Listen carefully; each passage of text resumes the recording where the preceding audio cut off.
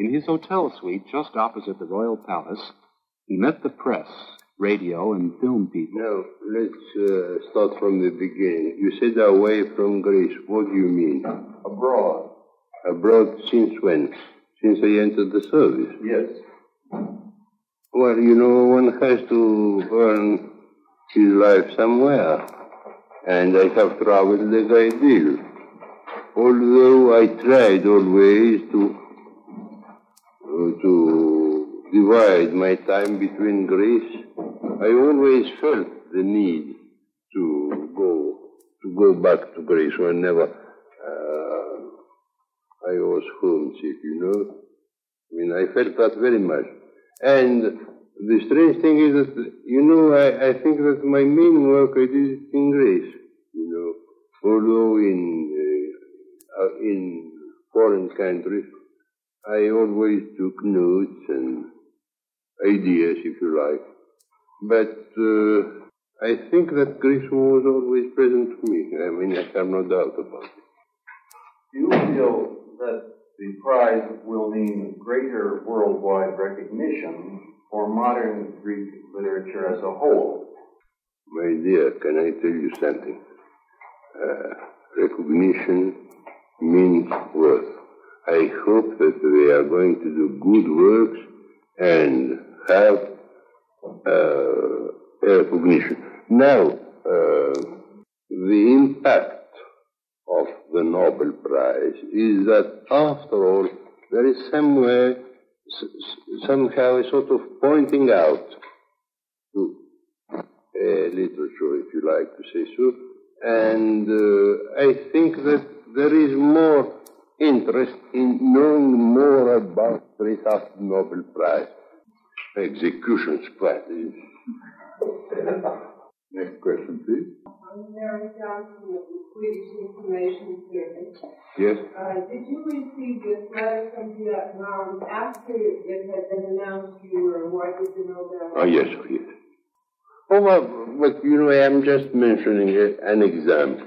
But now from India, for example, from Pakistan, from faraway countries who wrote to me. There was even a Greek. Can I mention that you are Swedish? I'm not Swedish, no. Well, you represent Swedish paper. Well, no, I represent the Swedish American music page. I still can't pronounce it. In any case, I mean, there are many other Swedish. There was a Greek who wanted, far away in Canada, who wanted to write some lines of congratulation. And he addressed his letter here of His Majesty the King of Sweden. Good humor generally prevails, though there is some nervousness in the air.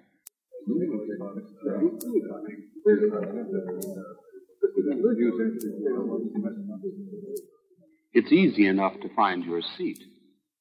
Or whether you want to do it all over again.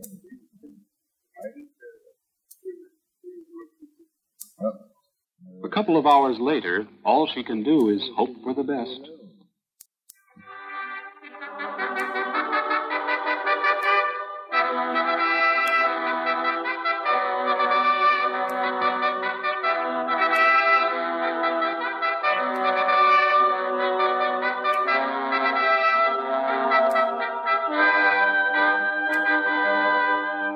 Recently retired from his post as ambassador in London to devote his time entirely to poetry. Cela a été un cher privilège que de pouvoir, en vous distinguant, apporter son tribut à la Grèce d'aujourd'hui. Seated among the former laureates is Per Lagerkvist, the Swedish presence of the past. His extraordinary freshness of vision enables him to see objects immediately recognized and felt to be extremely old as for the first time.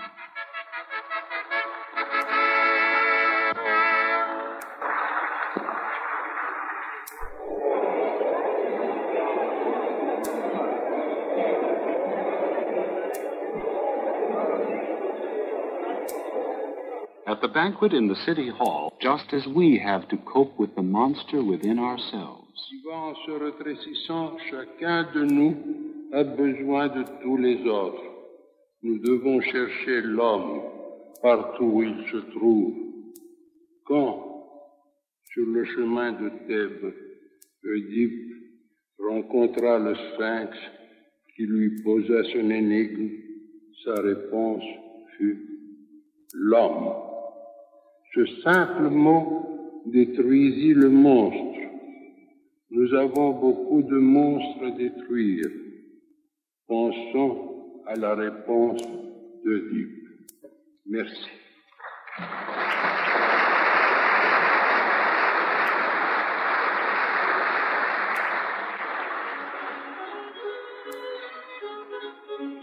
For the rest of the evening, the Pope to receive his check for $50,000.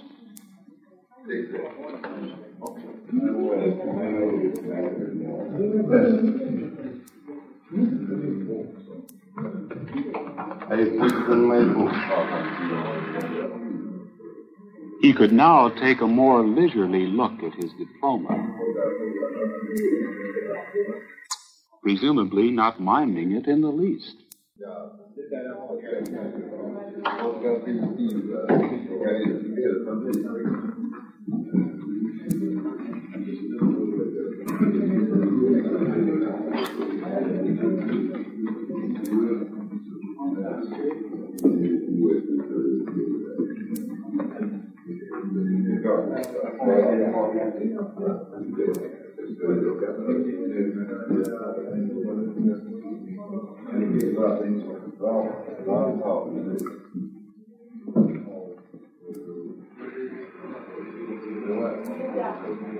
D'un être aimé.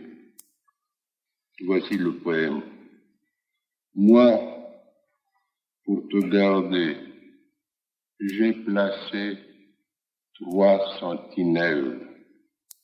Le soleil sur la montagne, l'aigle sur la plaine, et le vent frais du nord. Je l'ai mis au navire.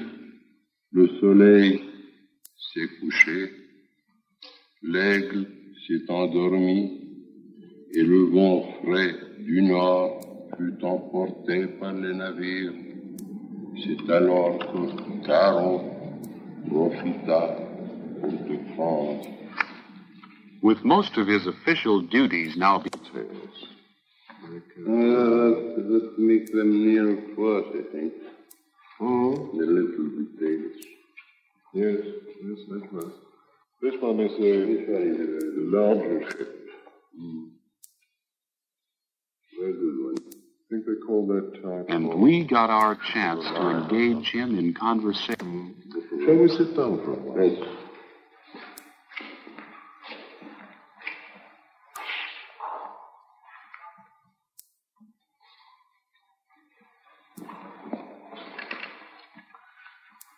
I'd like to talk about the sea with you, Mr. Seferi's. I take it that is a dominant theme in your poetry.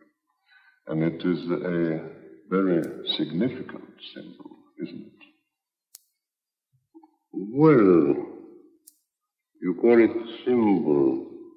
I think I might call it a very important object to me, if it is an object, or a very important living to me, this element of the sea. Well, I've been brought up by the sea. That's the first question, the first answer.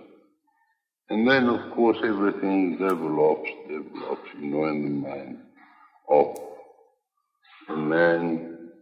And I suppose that which is very important to me is that sort of balance, the storm and the balance and the calm, between storm and calm.